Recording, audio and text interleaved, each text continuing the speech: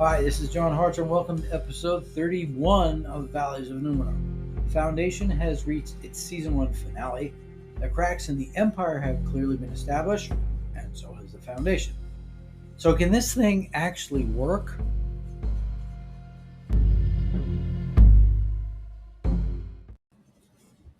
Episode 31, Foundation, Episode 10, The Leap. To where? Gal's pod is off into space going through the fiery sphere around Helicon, and we don't get the opening credits, just a show title. Down on Terminus, Harry has emerged from the vault and tells the story of why Anacreon and Thespis are enemies. It goes back to a time when the two were willing to join together in marriage. The Anacreon bride was murdered on her wedding night, supposedly by the Thespian king, when it was really the Emperor's bidding.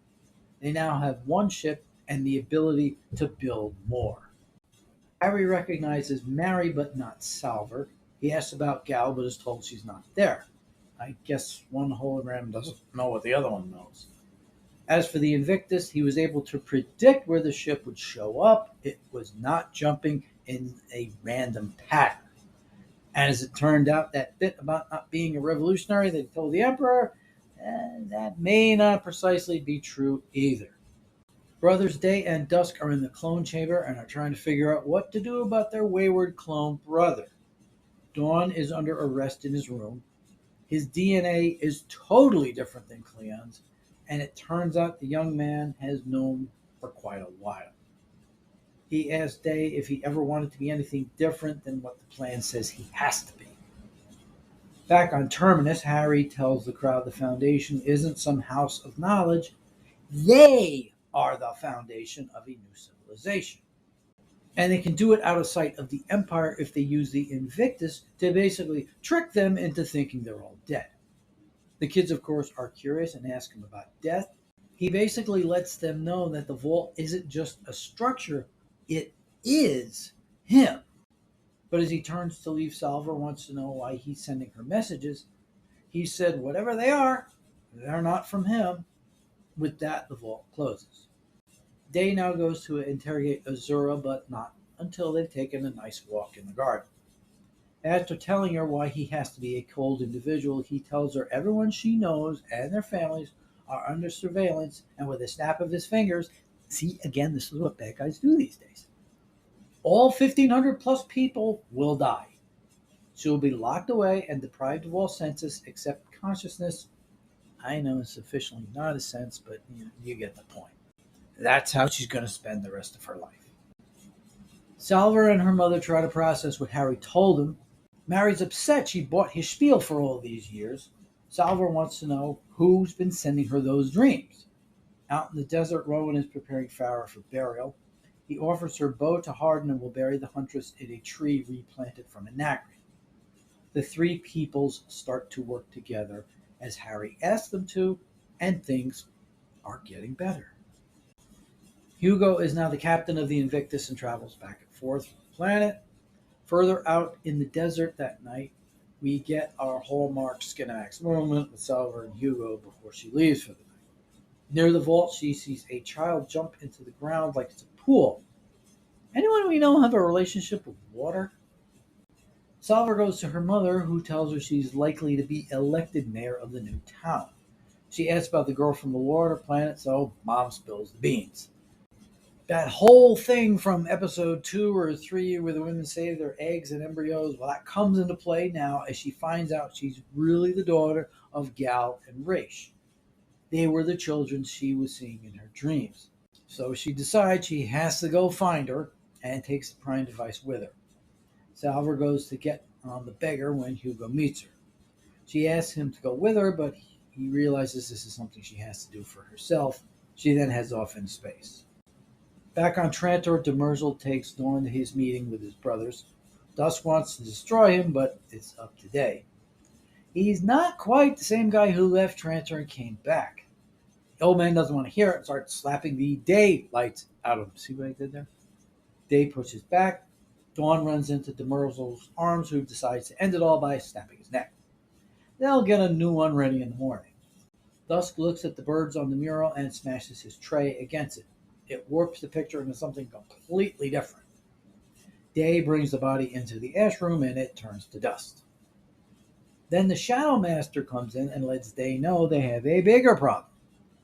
Dawn's changed DNA was not altered after he was created, but from the source, namely Cleon the First.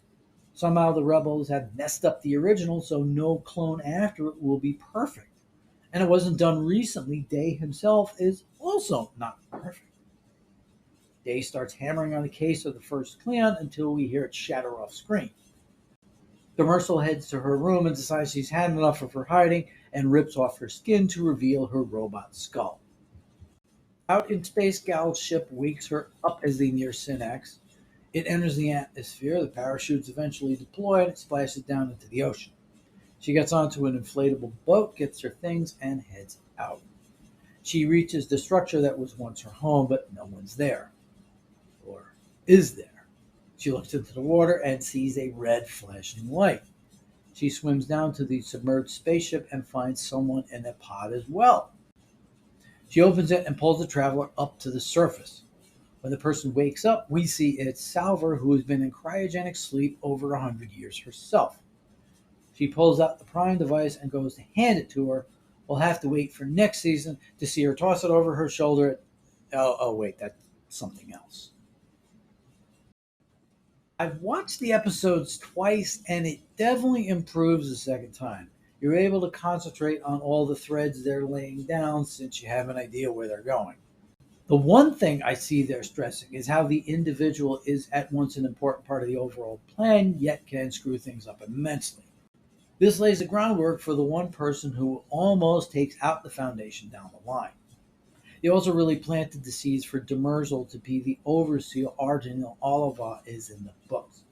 It's pretty clear she was the one who altered the Emperor's gene, since who else could have that kind of access? Now, about the changes made for modern sensibilities, as it were. There are a lot of male to female changes here, which is understandable to a point. There really weren't any major women characters in the original stories from the 40s, though there were plenty in the 80s and 90s stories. Gal Dornick only appears in the first story and is sort of an empty slate, so this was a perfect character to go ahead and make whatever kind of change you want for long-term storytelling purposes. Farah was an Anacrean leader, so they make it a woman who's a huntress like Artemis Diana. Okay, that works. The one I'm just not sold on is Salvor Hart. This is no reflection on Leah Harvey's performance. She's actually very good in the role as written. But it seems like they tried to rework the character too much. The Salvor of the book is a hard-bitten, cigar-smoking tough guy who's also smart as all get up. They make TV Salvor almost the exact opposite, then throw on top she's Gal's daughter and a telepath of sorts. It's just too much for one character. But now they've committed to it. They're making her mayor and all, just like the books. Well, she was going to be until she took the 100-year trip. So she's going to continue to inhabit the key characteristics from the books. Now, Demersal is interesting. Frankly, this is another case of them trying to subvert expectations and changing things 180 degrees from the stories. But as a robot, there's no reason she now couldn't have been he then, as Elijah Bailey's partner all those centuries ago. Yes, that might have all kind of real-world commentary attached if done improperly. Hopefully they'll restrain themselves. So on our TV scales, this rates high on the Heart of Dixie scale. Race doesn't come up at all except for the different planets. But that's more of a generic human trait to be curtailed. As we see by the end, it's a lot better to work together than to try to kill each other. For the And Just Like That scale, I put it at a 3.5 to a 4. It's conspicuous in the number of changes from male to female, and there's not a lot of smart guys here. Even Harry ends up not so bright without the lady's help. And the Emperor is brought down by a gardener girl, a priestess, and his female body servant. But generally, it works in the overall thrust of the all-encompassing plot. The next major character to be introduced next season, Holber Mallow, looks to be just like he is in the book. And they can't mess around with the main villain whenever he shows up. Now, as I mentioned, season one just kind of fell into the mass of shows out there in the streaming world. It does take a lot to break out of the group these days. Apple Plus has their breakout shows in Ted Lasso and The Morning Show. One thing that doesn't help these days is the 2 years between seasons. When The Sopranos did that, 10, 15 years ago, that's one thing. But now this is happening on a regular basis. To be fair, we did have that pandemic to screw things up, and now we have a writer's strike that'll delay things further. You have to really be dedicated to a show to keep up with it over 2 years. I happened to find out about the season two debut when I was specifically looking for it. I'd only missed it by a few days, but the fact I missed it says something. You gotta make sure people know.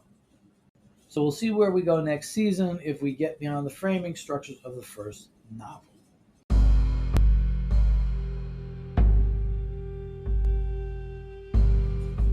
Next time we go back to our look at Tarzan of the movies. We'll pick up in 1943 with a switch from MGM to RKO, then eventually back to MGM, out on their own, then onto TV. I think we could probably get into the 70s. Maybe we'll get into the two biggies from the 80s. We'll see how far we can get. Please hit the subscribe button if you like what you're hearing. I'm John Hartroff. Thanks for listening.